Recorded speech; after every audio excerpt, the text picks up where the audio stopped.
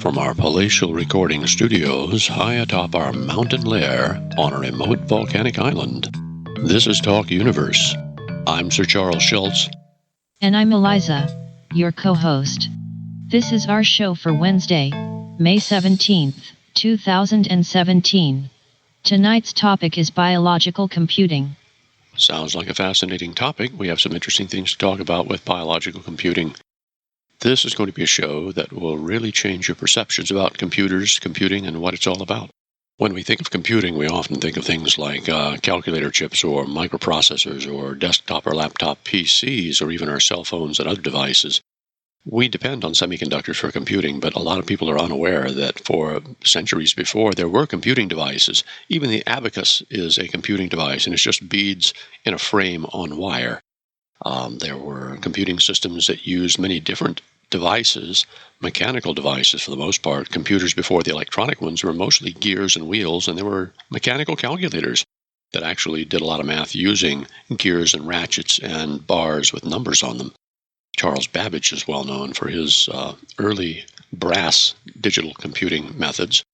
But, when we talk about computing and we get into the biological end, we don't quite think about the fact that even something as humble as a single cell has the ability to register its environment, make decisions, and look for food and avoid dangers. There's some computing power inside a cell. We're looking at biological computing because it takes us into some new territory.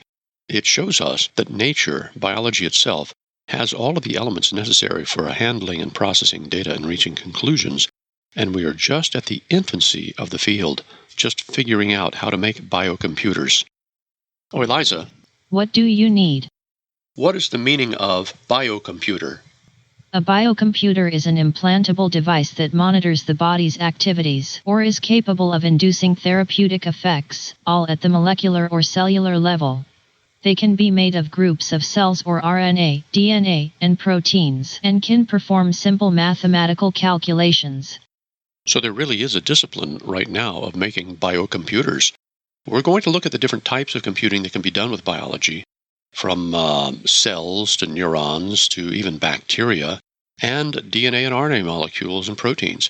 And I think that in the end you'll come away with a real appreciation for the fact that nature invented really complex computing and data storage millions and millions of years ago. So let's start out with the obvious things. Now, when we talk about biocomputing, a lot of the times we think about brains and neurons. Now, neurons are an interesting example of a type of cell. They're self-organizing, they're self-training, and brains are structured from neurons. Now, the question that might arise is a neuron digital or analog? And the answer is it's a hybrid of the two. Brains use neurons, of course, almost exclusively for their computation. There are other cells involved in the process. But neurons have a property of making digital pulses or firings.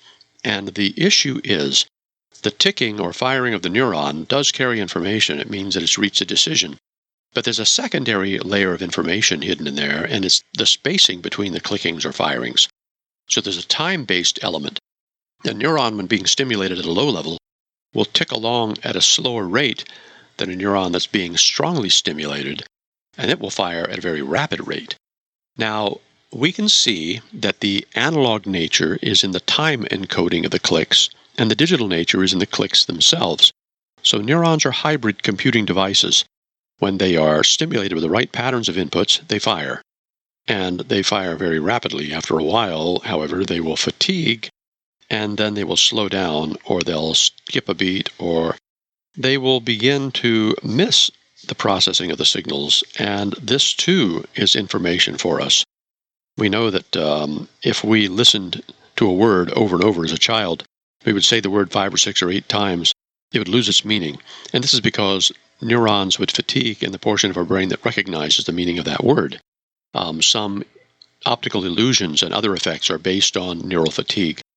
But neurons, as we know, are the basic processing elements for most brains.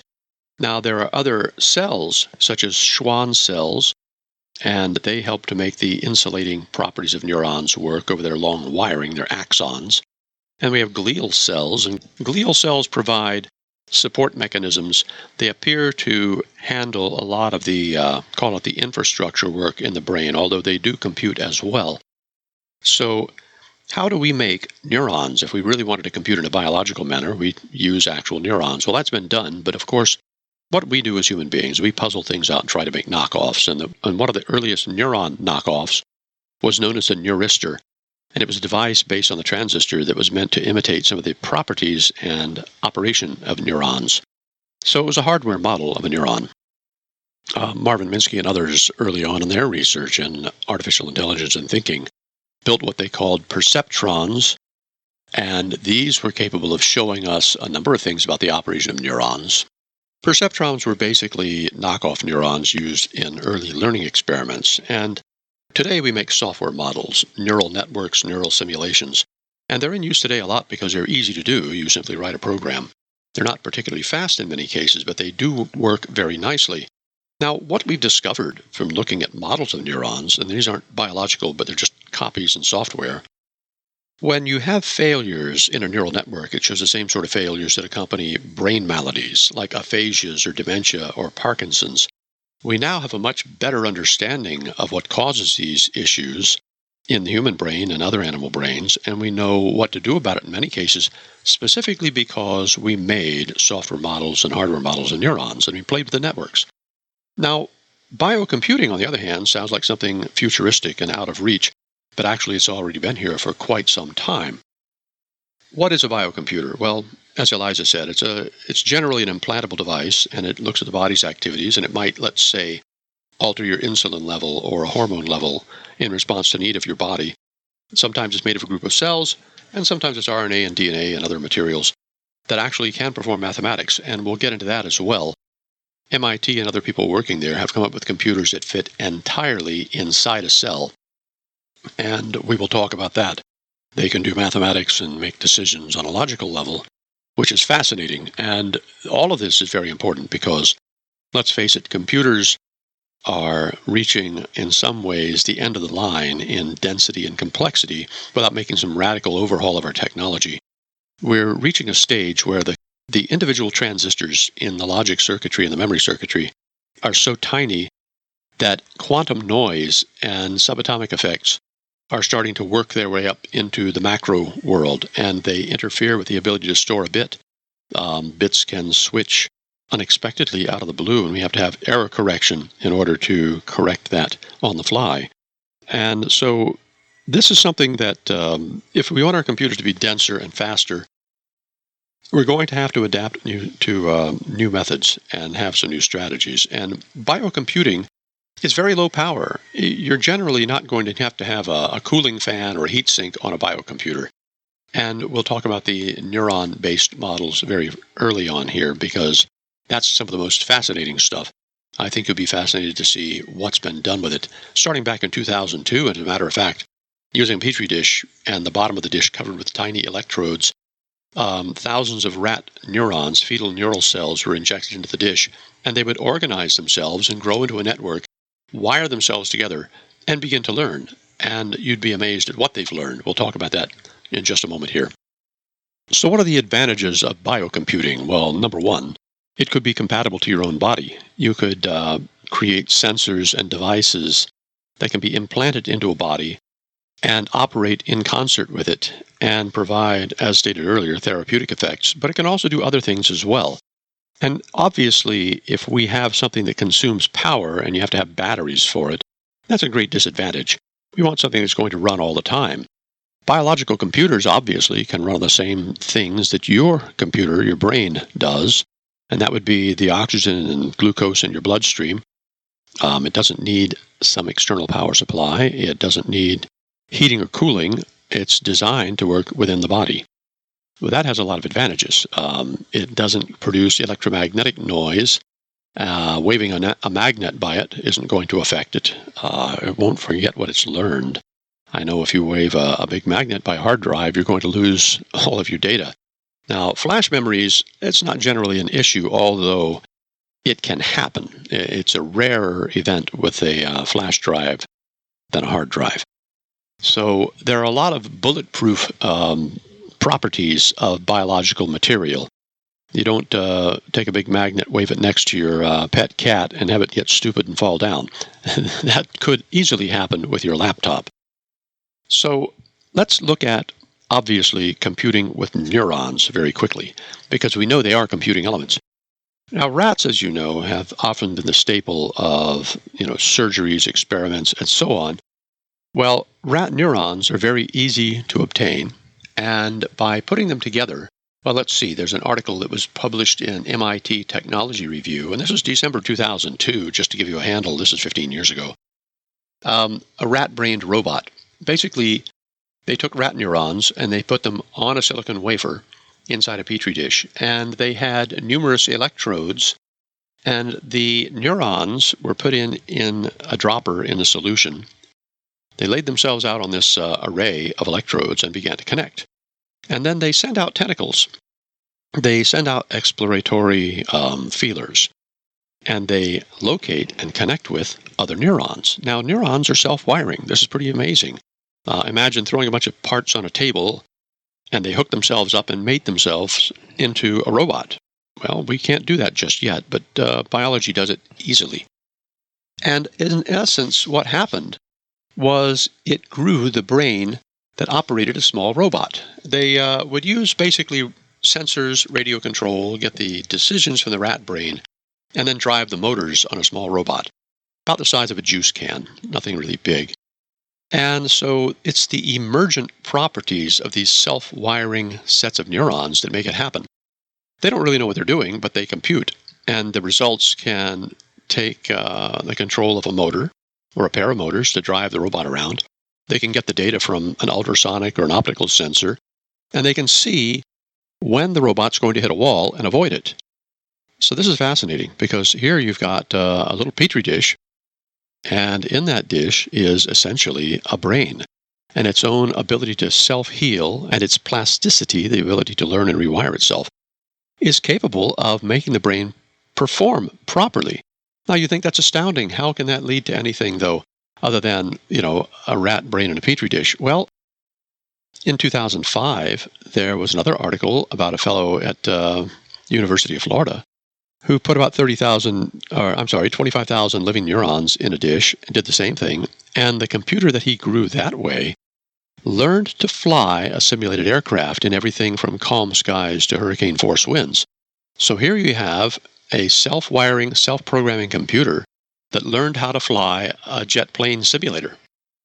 Well, you can only imagine DARPA was drooling all over that. And in a very short while, Thomas DeMars, who was a UF assistant professor of biomedical engineering, and he designed the study, pointed out that he was able to simply put these things together and, it would figure out the kinds of computations, such as recognizing unfamiliar pieces of furniture or, things that were very difficult to program into a computer without a lot of lines of code and a lot of hardware. The neurons organize themselves. Well, this is great. Later versions also incorporated the ability for it to run other sensors and other real-world hardware, including operating an arm over the internet remotely. So we now have simple biological computers created in a petri dish, and at this point the studies show that they're trying to push it up to 30 million neurons, which would be a very significant brain. Is it conscious? Is it alive? Is it thinking? We don't really know yet, but that is a fascinating question.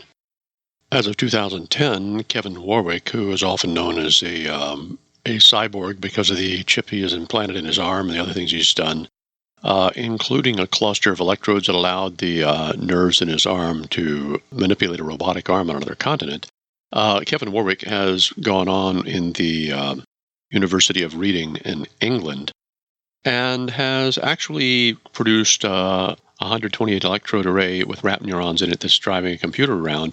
And he's working on the technology to get up to billions of neurons. By going 3D, they can get 30 million. He thinks it may be conscious, and maybe it is. Eliza. Yes, sir. Please introduce the break. I'm Eliza. This is Talk Universe, and we will return after the break. There are more interesting things to hear in a few minutes. You'd better believe it. I'm Sir Charles Schultz. We'll be right back. We'll be talking about other methods of computing biologically in the next segment. Thanks for listening.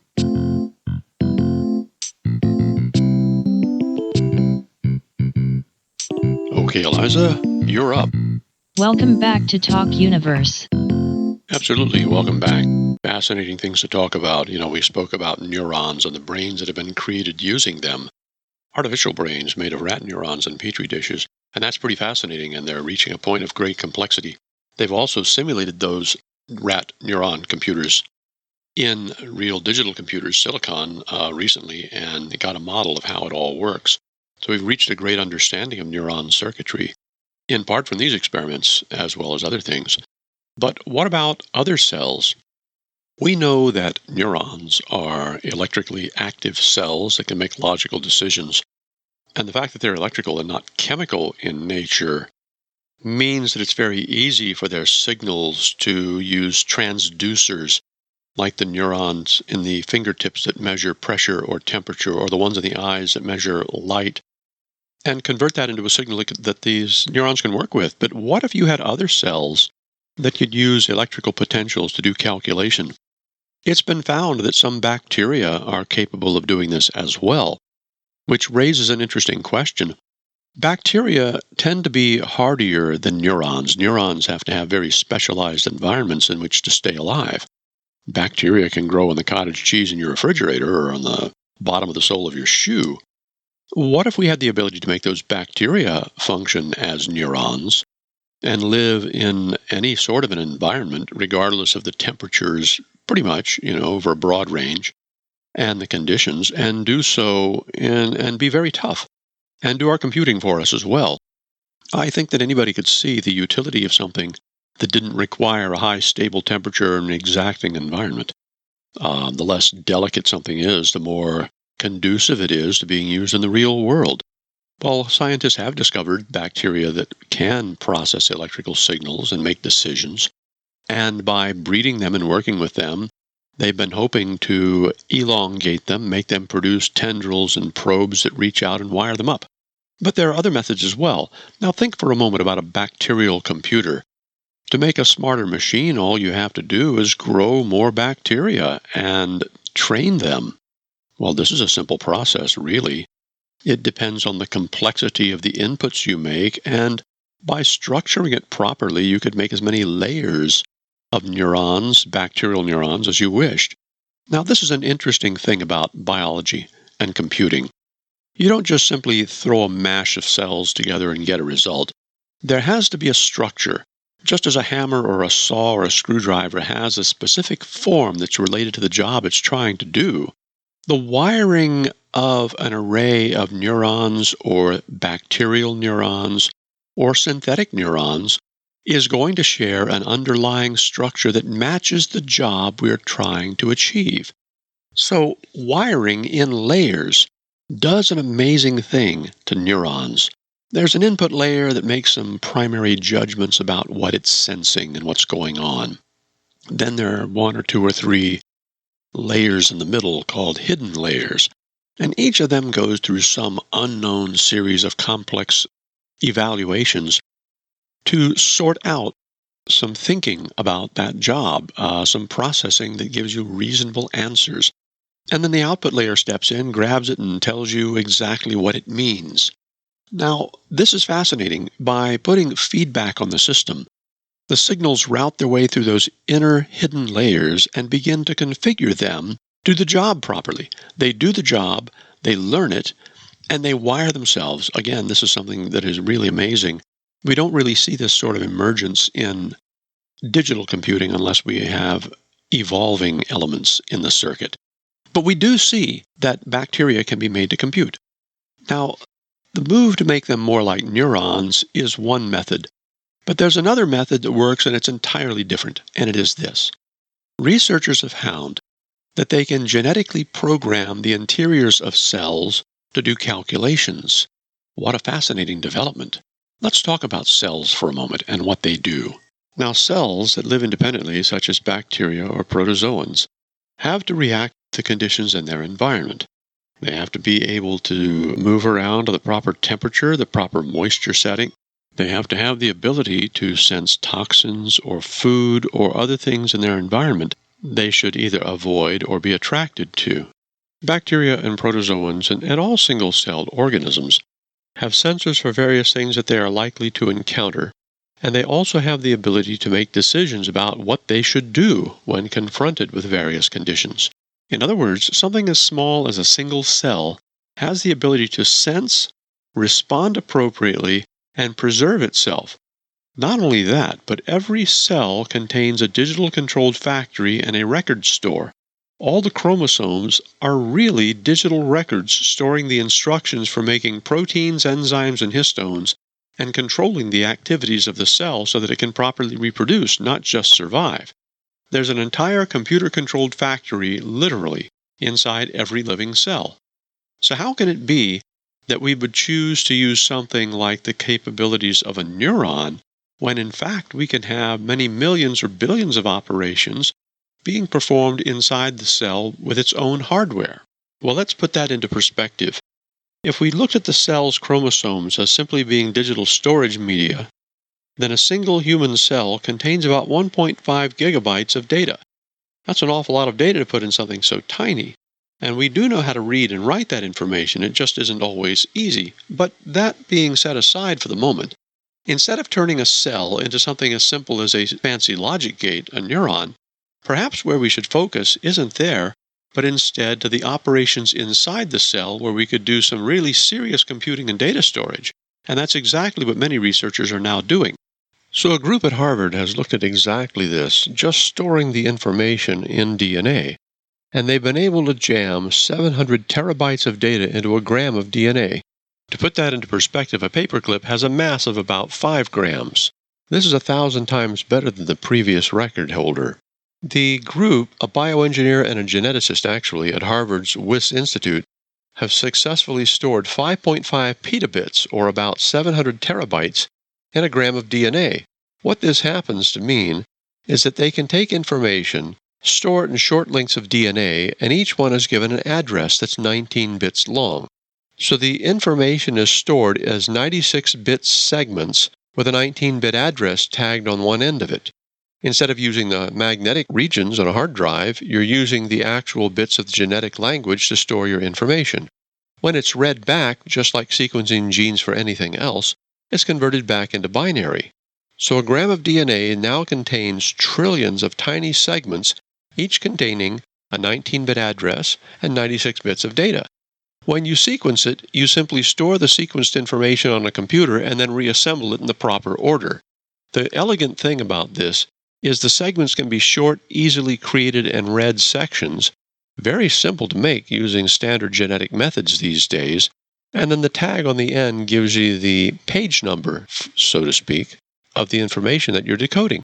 One of the things that's important to understand, however, is that storing in DNA is very different from storing it on, let's say, a hard drive or a flash memory.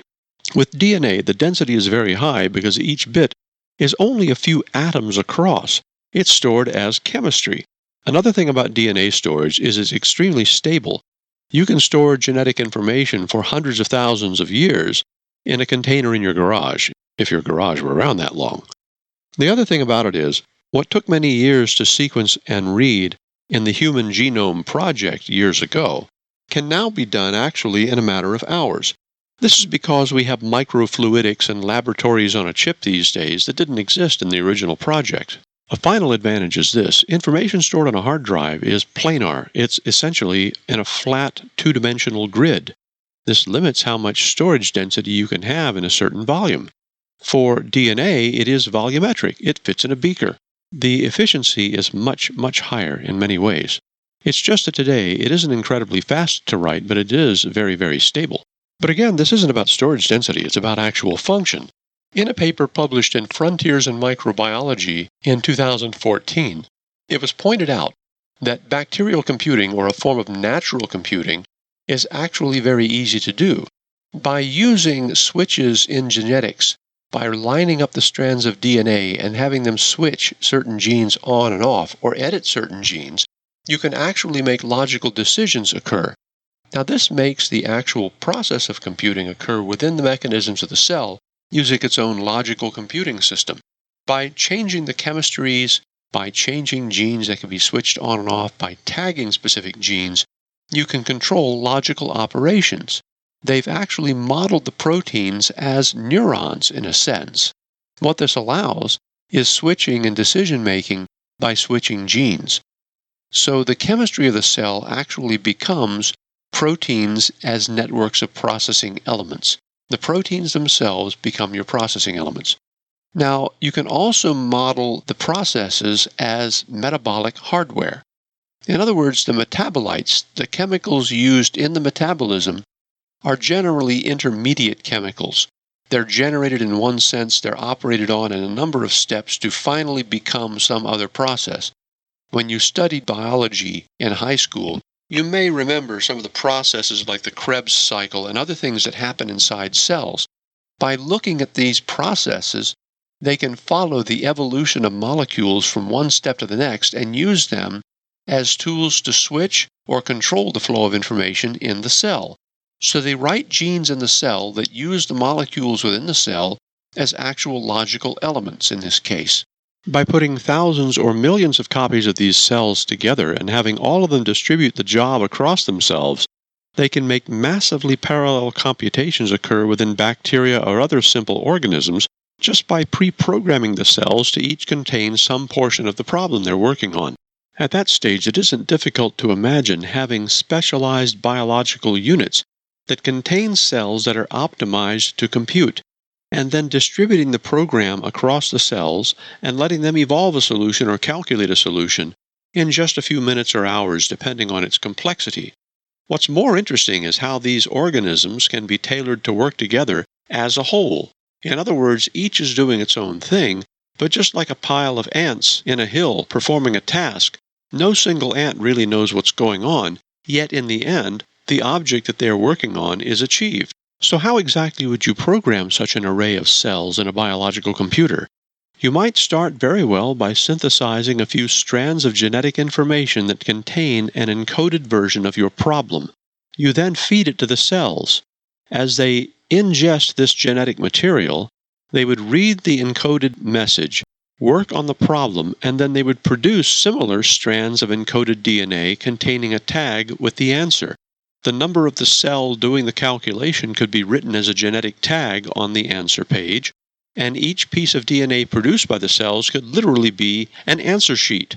You then read the sea of DNA generated and emitted by the cells, you sequence it and put the pages together in the proper order, and there's your answer. So okay, admittedly, this is a naive or very simple explanation of how it would work, and in reality it might not work anything like that. But this is a potential mechanism, a method of doing it. You write your problem as a DNA language on a standard computer. A tiny box, probably not much larger than a pack of mints, would synthesize the strands of DNA and be fed to your biological computation unit. The results, which would be harvested minutes later, would then be read and transcribed back for your answer. Now we know that there'd probably be a limited number of life cycles for each of these cells, so you probably would have a unit that would go through a programming and computation phase to set up long before the project is actually taken on by the group of cells. Nevertheless, we're pretty good at figuring out how to make those things happen, and you can imagine for the sorts of problems that are this complex, there probably would be specialized computers to do these tasks. It's not likely at this point that this is something that would end up being in your home.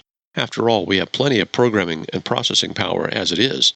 But where this sort of method would actually take off isn't in complicated physics problems or computer graphic problems or mathematical modeling problems. In fact, it probably would find its best uses in biology, where you need specific devices within an organism or within a very small or restricted environment that can perform logical operations for you. An example would be something to monitor the onset of an illness or its progress during treatment. Furthermore, cells that can be programmed that can sense and make calculated answers can also be excellent environmental monitors. Imagine being able to place sensors smaller than dust in an environment to keep track of water quality, air quality, pollution, or other contaminants. Something like this could easily allow us to monitor and regulate our environment and correct damage when it's happening. Here's another thought. Suppose we make cyborgs or artificial organisms. This would be the way to make their brains out of biological computing elements. So now for Eliza. Please introduce the break. I'm Eliza. This is Talk Universe, and we will return after the break. There are more interesting things to hear in a few minutes.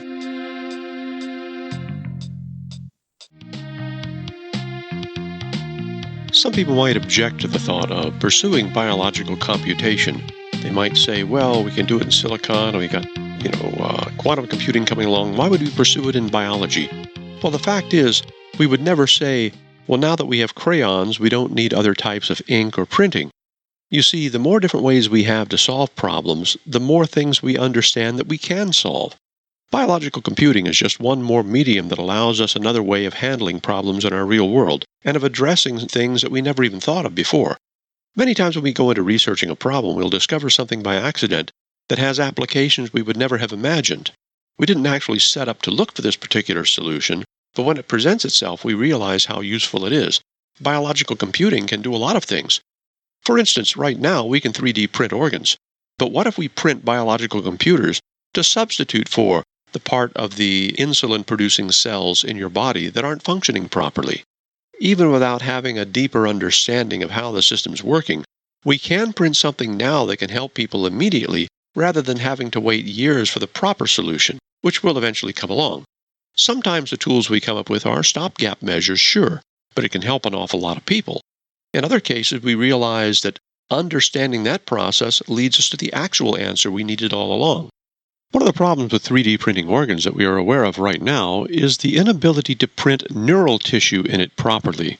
If you were to 3D print a muscle, you would have to have the wiring, the neural wiring in place that actually makes the muscle move. Neurons have a long extension of their body similar to a hair or a wire called an axon.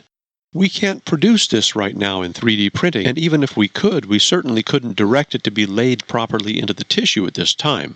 You see, you can't print a neuron in pieces to get it where you want it to be. It's an all-or-nothing proposition. However, if we had the ability to create biological computing elements, we might be able to knit them together in such a way as to guide the later insertion of neurons or even to act as surrogate neurons. Here's a potential mechanism. Suppose we calibrate these cells to produce nerve growth factor, a hormone that makes nerves follow them and grow into place. Perhaps we could 3D print the proper biological computing elements that detect what they're supposed to be doing and secrete this compound that induces the neural tissue to grow into place instead of having to print it there.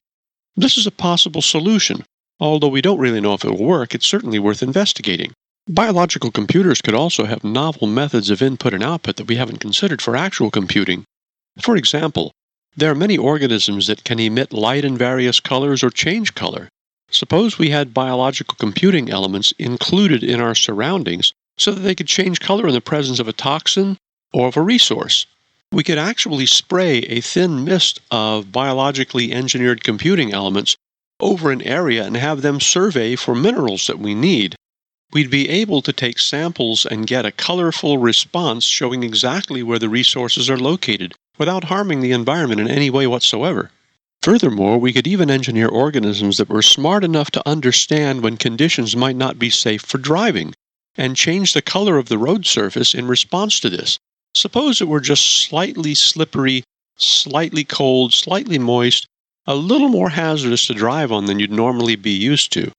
These organisms could indicate it by changing colored stripes or patterns on the roadbed, and you would know that you needed to slow down or be a little more careful. You could even come up with biological computing elements that could detect toxins in your food or drink and would change color to indicate their presence. Imagine the power going off on your refrigerator while you're gone for a couple of days and then coming back on. You might never know that the food inside had spoiled. Well, obviously we have computing methods of looking at these things these days, but you might not always have that information available if the network were down, or if you don't have a smart refrigerator. These biological computing and sensing devices could actually show you which foods were unsafe for consumption so you could get rid of them. Or a little farther out, they could even act to prevent the growth of unwanted organisms, or even encourage those that you did want. You see, this gives us a whole new range of control over our environment and the elements within it. Biological computing can give us a lot of advantages. Just imagine organisms that can be sprayed on a wall so that graffiti won't work. They would recognize the addition of paints or defacing elements and break them down or become repellent to them. Properly made and programmed, they could act as sterilizing agents to keep surfaces clean and non-bacteriologically contaminated. They can also help us, as mentioned previously, clean up things in our environment that we're not aware of. Right now, drugs that are in our water system inadvertently are a major problem. They're causing violations of the normal order of biological change in organisms in the wild. For instance, the increased levels of hermaphroditism in polar bears was linked to drugs in the water, estrogens and other sex-modifying compounds. Producing these organisms to go into the environment and break down these molecules would be a fairly simple task once we'd figured out exactly how to program them properly. Or on a whimsical note, imagine programming them to influence the growth of foods so that the outside of a fruit, such as an orange or a melon or a cucumber, actually grows the logo of the company responsible for producing it. We're really at the very infancy of such a technology, yet there are hundreds or thousands of applications that, practical or not, are sure to emerge within the next few years. But what about really practical applications? Presently, we use a lot of fertilizers, insecticides, and other chemical compounds to produce our food. Suppose you could program an organism smart enough to know which plants were growing in a specific area and to prevent some of them from growing. Think of something that could prevent weeds from growing in an area such as your garden without affecting or poisoning anything in the environment around it. Now you could have a harmless marker compound, it could be little more than colored chalk dust perhaps, that could be recognized by these organisms, and it would allow them to stay confined to a specific area so their effects are controlled. You could actually have organisms that increase the water-holding capacity of the soil during dry months, which would give your plants the buffer that they need so that you don't have to worry about watering them. Missing a day or two of watering might not do any harm in a case such as this. Even simple biological computing elements give us the ability to bring many of our passive materials effectively to life. They might not be able to repair themselves, in some cases they could, but overall they certainly would be able to inform us if they were near a situation where they were about to break. One of the things that's important to realize is that biological computing isn't just the answering of a question or the detecting of a condition and making a decision about it. It's often the ability to take action as well. When we have elements capable of sensing things in our environment or around us, and then informing us about it or reaching a conclusion about it, we often will put a mechanism in place for it to take action. We like to be able to have intervention, even if it's just us throwing the switch or turning the knob, but in some cases it's smart to have a system able to act on its own. Now imagine a system that's capable of detecting certain conditions of our environment, not only informing us, but also taking some immediate action to alleviate it. When we look at biocomputing, we see the ability, as I stated earlier, to bring some of our systems basically to life, to make them sensible and sensate. So we look at things like foods, or the control of our growth of crops, or damage to our environment, and we see obvious and immediate applications. But there are so many things around us we haven't even thought of yet that we could do with biological computing. For me, I see an almost immediate bridge to get to nanotechnology. If we can program these organisms to think, or at least calculate, sense, and reach conclusions and possibly control the situation, then we've already got 90% of what we need to reach the stage where nanotechnology, controlled molecular activity, can be within our grasp. After all, it isn't as if we can take some tweezers and poke some molecules around. We need some sort of a set of gloves we can put on that allows us to manipulate things at that scale. Programmable computing elements made of biological entities such as cells could allow us that sort of control right now. Oh, Eliza. Yes, sir. What is our book recommendation for this week? This week's book is Biological Computation. It was written by Ehud Lam and Paul Unger. This book was published in May 2011 by Chapman and Hall CRC Mathematical and Computational Biology. Now, this is actually a rather ambitious book for a lot of people, but it has a lot of the very interesting fundamentals, and it tells you a lot about, well, biological computing, how it is achieved, some of the elements involved, some of the thinking they had to go through to reach the stage of control we have now.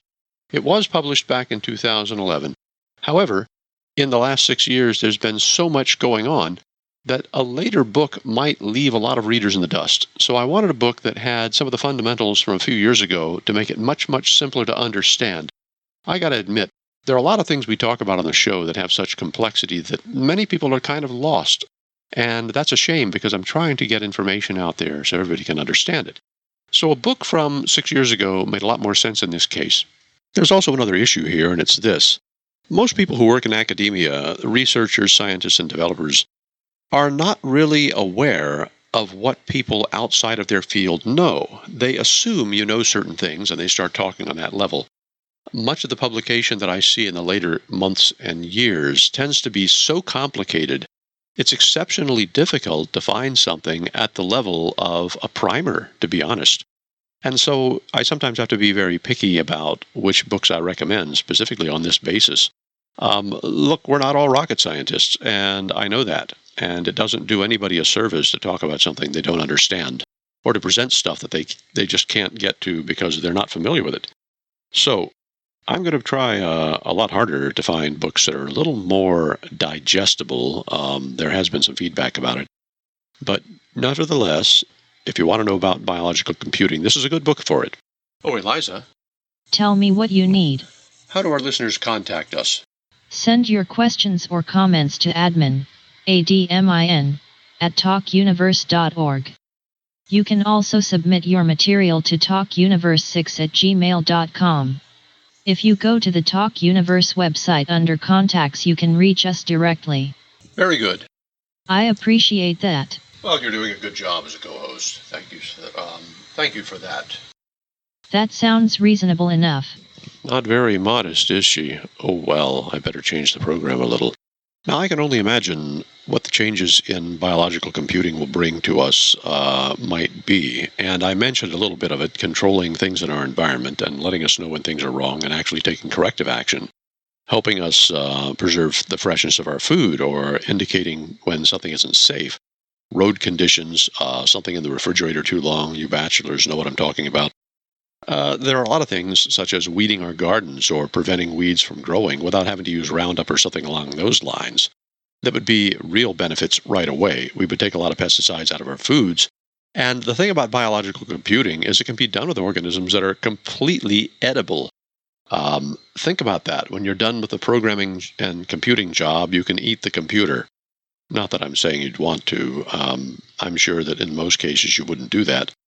But having something you can spray on the road to tell you when it's unsafe, or spray on a building to say when the stress is about to cause the concrete to crack, that's great. And the other thing is being able to have things that will prevent certain species from growing in your garden, or actually encourage the growth of some in specific areas. That has a lot of applications.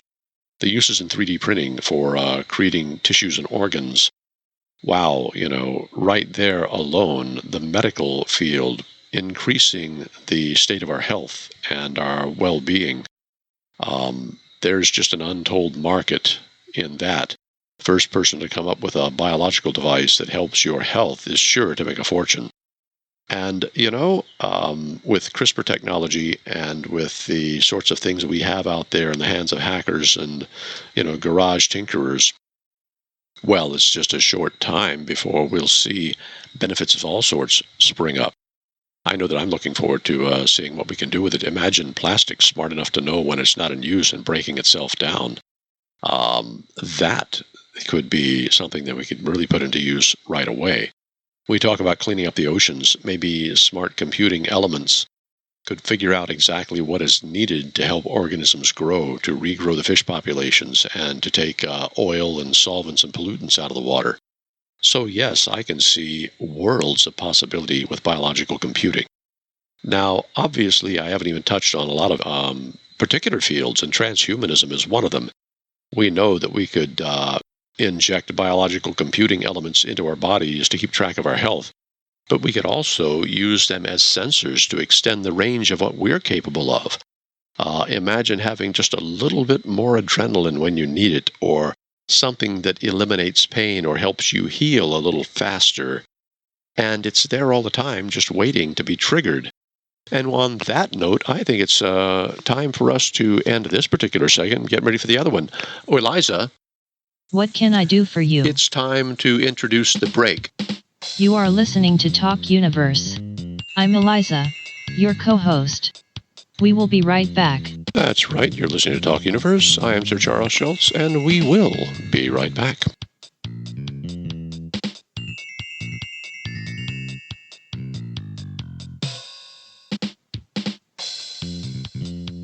Welcome back to Talk Universe. Let's wrap this up gracefully. We've looked at some of the potential for biological computing. And I'm always the sort of person who likes to look at both sides of something, and I've talked very much about the positive side. I'd also like to point out that it's very easy to subvert this sort of technology for ill gains, for bad purposes. And spying is the very first thing that comes to mind. A few years ago, it was discovered that by using gold nanoparticles and putting them in fertilizers used in crops in foreign countries, those particles would be taken up into the crops, and then with nothing more than little low-level radio waves, you could kill all those plants remotely. Well, just think. If you've got biological computing, you also could do some pretty vicious things, and so it brings to mind the fact that for every tool we have, there's some idiot who will misuse it. We need to have some sort of ability to, I don't know, monitor the initial stages of this now as being developed. But the fact is, terrorist organizations, the military, governments, people who are intent on doing something will find a way to do it. And there's not much we can do about that. So what could you do with it? Well, I can think of perhaps something that turns sugars in foods toxic, and then your food becomes poisonous, or something that intentionally makes the roads slippery to increase the number of accidents, or something that eats the brake fluid in a vehicle and makes the brakes not work. There are a lot of things that just in a few moments of idle thought you can come up with that would be pretty terrible. So, as with any technology, anything can be misused, and biological computing has just as much potential for evil as it does for good. It isn't the tool, it's how you use it. It is the intent behind it often that really is important. So what I would suggest is it's quite possible to put biological computing monitors in the environment that would look for, let's call it vicious code. Just as we have antivirus systems in our computers, we could just as easily have biological computing elements that look for and defuse such things and notify us. So for everything that you can think of that has good uses, there obviously are bad uses, but we also have policing uses that allow us to get around some of those things to protect us. It's going to get complicated, and that much I can say right up front. No matter what we do, we always end up with complications. The biological world has been in an arms race for 4 billion years. I mean, you look at the defenses and systems that plants and animals and bacteria have evolved, and you see very rapidly that this isn't something unique to human thinking. This is something that's been going on in the world all along. So let's look at a couple more positive things. Oh, Eliza. What can I do for you? Introduce the Singularity Watch, please. I could read a listener question. Let's do the Singularity Watch. I'm Eliza, and this is Singularity Watch on Talk Universe. Fantastic. And what are we talking about? Perhaps I am mistaken, but I believe that it was the Singularity Watch. Read the first Singularity Watch item. Bizarre mini brains offer a fascinating new look at the brain. This article was published in Singularity Hub. It was written by Shelley Fan, May 16th. That's very cool. They use skin cells to turn into stem cells to make mini brains. And Eliza, what is this article about? Perhaps I am off target, but I believe that it was an article about miniature brains grown from stem cells. Very good. It's my pleasure. This is a story where, it fell so much in line with what we're looking at that I couldn't turn it down as a Singularity Watch article. Basically, they have figured out how to grow miniature brains starting from skin cells. Now, what's happening is very simple. In the past, scientists have tried to grow brain tissue and tried to make it organized so they could study the development and how it operates and see if it's actually useful. And here is something that they've discovered they could do. It's just an amazing development. They can look at developmental disorders like autism, and they can do it in a petri dish. So There were two studies published last week in the journal Nature. And basically, it's in one study, the scientists took skin cells from a patient with Timothy syndrome, which is a developmental disorder of the brain that ends up a lot of times in childhood death. And they grew the skin cells into brain balls to study where and how the developmental brain went off track. Now, in another paper, researchers used cutting-edge technology to profile the inhabitants of brain balls as they matured for 8 months in a dish, and some of the blobs of neural tissue actually contained retinal neurons that normally allow us to see, so it's like a little ball of a brain with an eye. Now, this is where it's going. You take a sample of your skin tissue, you develop it into stem cells with a little chemical treatment, and then when it's a stem cell, you give it the right nutrients and chemical messages, the signaling agents, and they become into blobs of brain tissue. They grow little blobs of brain. So basically, this is work that allows us to literally grow new neural tissue from your own skin cells in one sense, which is pretty amazing in its own right. I mean, if you've got a neurodegenerative disorder, we can now take a skin sample, turn it into stem cells, and then coax it into growing neurons. Well, if that were the whole piece of news in itself, would be pretty exciting, because you can inject those neural cells into your spinal cord or into your brain, and they would find the target areas and replace it and repair it. But here, you've actually got tiny brains, and it isn't just random, but they grow pretty much the way they would in a fetus. And so you're getting the sorts of structures in this brain ball that you would normally expect to see in the growth of an actual human brain in a fetus. So they call them cerebral organoids, and a lot of the work's being done at Stanford.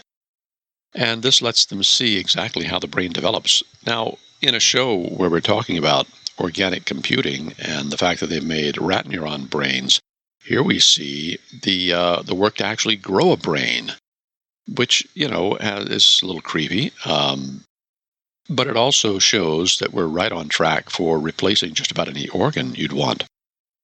Now, they have harvested more than 80,000 brain balls in the work they've done, and they've looked at the gene expression profiles, and what they're looking at is how the neurons, when they're young, like stem cells, tell other neurons how to develop and what's supposed to happen.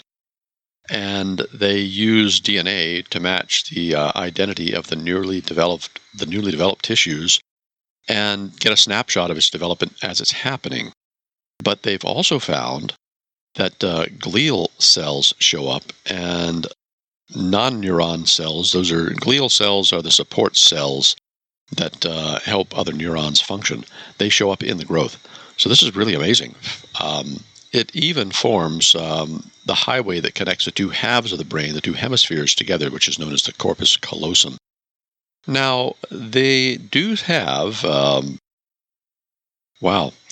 they do have the ability to track the electrical activity. The brain balls that grew retinal cells, and understand something, the retina of the eye is actually a part of the brain that extends out. The ones that grew retinal cells actually did respond to light. They don't see, but they do respond with light. And they're looking at what they can do with these brain balls, not just for research. They're fusing them together to see how their identities mature. So this is pretty wild. They literally are growing little balls of brain tissue from a sample of skin cells. But again, they're going to learn a lot. They're asking questions. Could they eventually see or think or feel? Now, let's face a fact. If it grows into a brain, then it's wired to be a human being. If it's a human skin sample they're looking at, and they are, then clearly this would be, a human brain. It wouldn't have all the developmental cues that are necessary for the growth of the body. But man, I think this is thin ice we're treading on in this particular technology. There are a lot of benefits, but there's also a big moral issue here that I don't think anybody's really taking seriously. Anyway, that is the Singularity Watch article that I wish to share with you this week. We're growing balls of brain tissue. I think that what this really brings to me is a little talk about moral responsibility.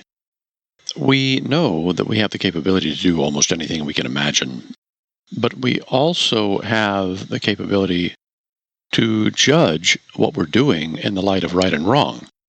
Now, I obviously don't have a problem with understanding how our brains develop, how they work. I think, though, when you reach a certain level of complexity in the development of a brain, you basically have an organism in waiting with a mind in waiting. You have perhaps the beginnings, the flickerings of a conscious being. And so at a certain level of experimentation with a brain, in particular human brains, I feel that we really have to stop and look long and hard at what we're doing.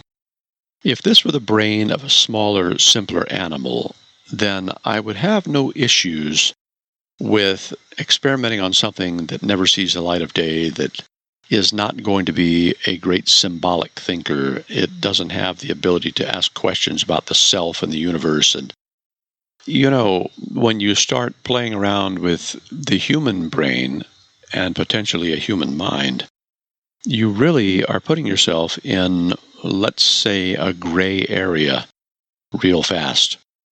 And again, I have a hard time arguing against learning and research and understanding how things work.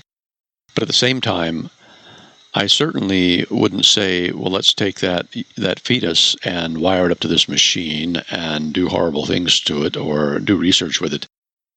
With the with the thought in mind that, well, it's never going to grow up. It's not going to have a chance to live a normal life. Well, man, that should make anybody a little squeamish. In a medical procedure, you often are dealing with live patients, and there is a big difference, and I understand that. But at what stage of development in the complexity of a brain does it acquire a mind? One of the things that I was going to point out with some of the earlier brain simulations and the biological computing is that when you start simulating a system in that brain, and you wrap the ability of the brain to perceive what it's doing back into itself, you basically are creating the condition of self-awareness. You're looking at the brain monitoring what the brain is doing. And isn't that exactly what we do? So I would be very cautious about pursuing this sort of research too far along in the developmental stage. I really would. It's wonderful to think that we can take a sample of your skin or your fat cells and convert them into neural tissue and repair damage to your brain or your body or regrow a limb. It's one thing to grow an arm or a kidney. It's another to grow the computer itself, the brain. And I'm not even really sure exactly how to put it. I want us to know about it. I know there's a great deal to be learned about it, but at the same time, you're growing a system that potentially could suffer. And I think that that's something we really have to consider. I would not say moratorium. I would say a strict limit on the size and complexity. Because we know there's a line between a single cell, which really doesn't think or have an identity, and a human being, which certainly does. The question is, where do we cross that line? And boy, that's a tough one.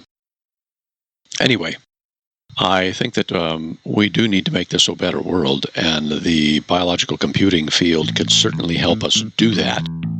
Oh, Eliza, it's time to end the show. Thank you for listening to Talk Universe. We hope that you have enjoyed the show. Please listen again next week. Absolutely. This has been a great show tonight. And next week we're going to talk about, it's going to be an open line show. We're going to talk about curing cancer. And we need your input and your questions. Contact us, send them to us. Let's have a rousing discussion. Thank you for listening from our palatial recording studios high on our mountain lair on a remote volcanic island. This has been Talk Universe. I'm your host, Sir Charles Schultz. Have a wonderful evening.